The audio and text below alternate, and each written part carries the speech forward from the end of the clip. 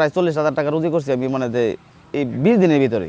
এমন কোনো মাছ যায় না যে আমার এভারেজে 15,000 টাকা আলার মতো থাকে আমার। তাই আমি তারে 15,000 টাকা মাসে ফুরাই আনছি। আর আমার ছোটো একটা ভাই আছে, 6,000 টাকা, খাওয়া দাওয়া যা আছে সব কিছুই আমার উপরে। নেত্রকোনা শহর থেকে কেন্দুয়ার পথে 25 কিলোমিটার জুড়ে রাস্তার দুই ধারে কোথাও ধান কাটা শেষে বিরান মাঠ, কোথাও পুকুর, ধানি জমি, গাছপালা ঘেরা। আমাদের গন্তব্য কেন্দুয়ার মুজাফফরপুর বাজারের মোহাম্মদ খোকন মিয়ার হোটেল। হোটেলের নাম মা বাবার দোয়া। হোটেলের সাথেই একটি জরাজীর্ণ হাই স্কুল ও অসংখ্য ধানের গুদাম।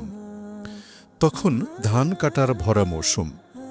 খেতে খেতে ধান কাটা চলছে ধান মাড়াইয়ের ও বস্তায় ভরার কাজ। এই ধানের মৌসুমকে কেন্দ্র করে হোটেলে বেচা বিক্রি এখন খুবই ভালো বলে জানান হোটেল মালিক খোকন মিয়া।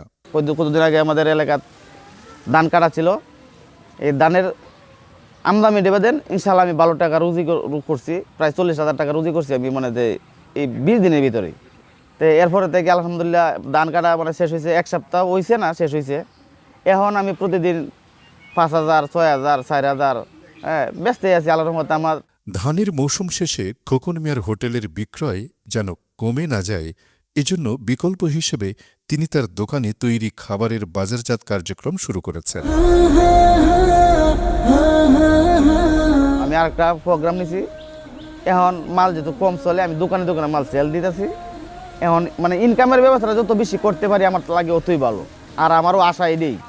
এই কাজে সার্বক্ষণিকভাবে সাথে আছেন তার আপন দুই ভাই।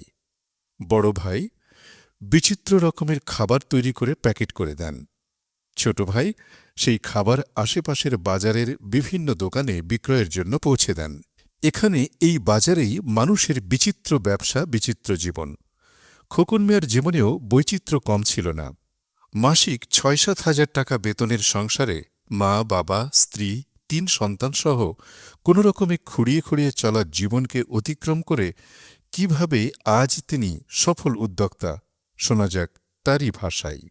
জীবনে আমি অনেক কষ্ট করছি, করার পরে দিয়ে মৌলানা এনায়েতুল্লাহ সাহেব, ওনা আমাদের মাদ্রাসায় শিক্ষক ছিলেন। ওনা আমাকে একদিন বলতেছেন, খোকন ভাই আপনার রান্না তো অনেক ভালো হয়, তাহলে আপনি একটা হোটেল দিয়ে দেন, এই আপনার চলার একটা সুযোগ সুবিধা আমি করে দিই। তখন আমি ফুজুরের কাছে গেলাম, আবার ফুজুরে আমার কইতেছে খোকন ভাই তাহলে আপনি আস্তনা ফাউন্ডেশনের পক্ষ থেকে একটা নাম আসছে, আপনি নামটা দিয়ে দিই।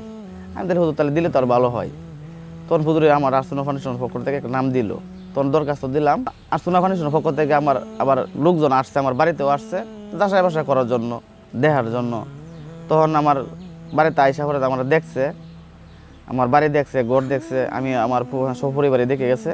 ফুজুরে ফোন দিল, ফোন দিয়ে আমার তারা নিল, নেওয়ার পর কইতেছে আস্তনা ফাউন্ডেশনের পক্ষ থেকে আপনি তো একটা আবেদন দিয়েছিলেন, এই আবেদনটা তো আপনার ইনশাল্লাহ কাজ হয়েছে। তাই আমি হুজুরতে কাজটা হয়ে থেকে তাহলে এখন কেমনি কী করা, তা আপনি আমার একটা পরামর্শ দিলে ভালো হয়। তাহলে একটা দোকান দেখেন। দোকান দেখেন। আমি দোকান খুঁজতে পাইতেছি না। 2-3 দিন পরে এই দোকান আমি পাইছি। তখন আস্তনা ফাউন্ডেশনের পক্ষ থেকে আমাকে ফোন দিতেছে, কইতেছে ভাই আপনার নাম্বারটা দেন, নাম্বারটা দিলে আপনার মোবাইলে টাকা যাবে, আপনার নাম্বারে টাকা যাবে। আমি বলতে ঠিক আছে, তাহলে আমি নাম্বারটা দিলাম। দেওয়ার পর 1,30,000 টাকা আমাকে 3 ধাপে তারা দিয়ে দিচ্ছে। রমজানের 13 তারিখ থেকে আমি হোটেল চালু করলাম।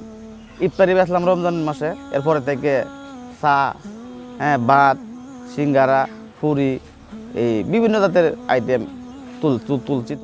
আমি তো একলা পারতাছি না, বিদাতে পরে আমি কতদিন একলা করছি। রমজান মাসের পর থেকে চাপ বেশি। তখন আমি আমার বড় ভাইয়ের আমি কই, ভাই তুমি তো ওই দিক সেদিক কাজ কাম করলে টাকা দিব, তো আমিও তোমাকে টাকা দেবো, সমস্যা নাই। তাই আমি তারে 15,000 টাকা মাসে ফুরাই আনছি। আর আমার ছোটো একটা ভাই আছে, 6,000 টাকা, খাওয়া দাওয়া যা আছে সব কিছুই আমার উপরে। সে হোটেল দেওয়ার পরে কারিগর পাইতেছে না, তখন আমার বলতেছে ভাই এদিক সেদিক কাজ করতেছে, তো আমি তোমার 400-500 টাকা দিলে হবে। আমি 500 টাকা দিতে হবে আর খাওয়াইতে হবে আমারে, যেহেতু আমি গরিব মানুষ এদিক সেদিক কাজ করতেছি। এখান থেকে 500 টাকা রোজ হাজিরা নিয়ে 15,000 টাকা বেতন নিয়ে আমার 2 ছেলে 1 মেয়ে নিয়ে আমি অনেকটাই সুখী আছি। আমার 3 নম্বর ভাই এই দোকান থেকে কাজ করে, সেও সুখী। মানব সেবার শপথ নিয়ে এর বেতন টেতন এগুলো দেওয়ার পরে ইনশাল্লাহ আশা করি যে আমি আমারও মোটামুটি একটা বেতন থাকে 5-7 হাজার টাকা, 10,000 টাকা, 15,000 টাকার মতো এরকম। মানে এমন কোনো মাছ যায় না যে আমার এভারেজে 15,000 টাকা আলার মতো থাকে আমার। তাই আমার যদি এই 500 টাকার উস্তা হয় তা আমার আশা করি আমার আর লাগতো না। আমি এদিকেই মনে করি আলহামদুলিল্লাহ। বেকার জনে খবর নেব, দুঃখীর ঘরে সুখ বিলাবো। এভাবেই আসসুন্নাহ ফাউন্ডেশনের দক্ষতা ভিত্তিক উদ্যোক্তা তৈরির প্রকল্পের আওতায় বদলে গেছে মোহাম্মদ খোকন মিয়ার মতো বহু তরুণ যুবাদের জীবনের গতিপথ, ফিরিয়ে এনেছে সাফল্য গাথা এক বিজয়। আসসুন্নাহ ফাউন্ডেশন, উম্মার স্বার্থে সুন্নাহর সাথে।